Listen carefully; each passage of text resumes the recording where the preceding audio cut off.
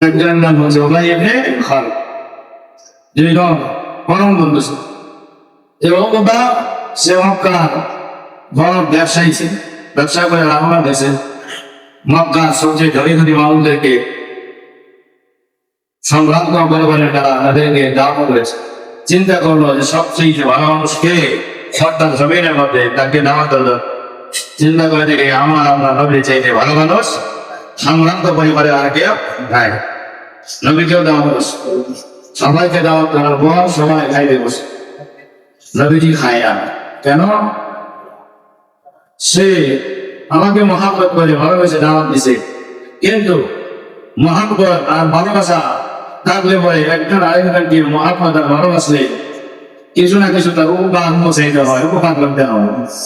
এখন সে কারবা না করার কারণে, ইসলাম গ্রহণ না করার কারণে সে পরকালে জাহান্নামে আগুনে জ্বলবে।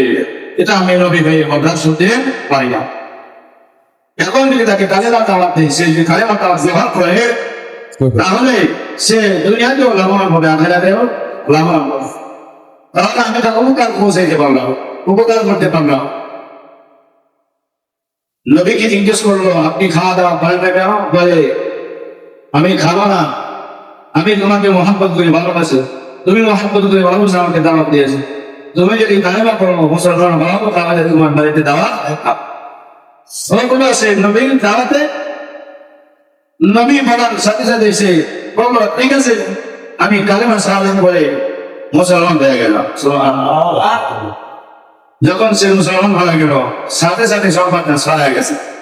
তার বন্ধু উবাই ইবনে খালিদ, সে বলে, বন্ধু তুমি নাকি বেদিন হয়ে গেছো, তুমি নাকি ধর্ম ত্যাগ করছো,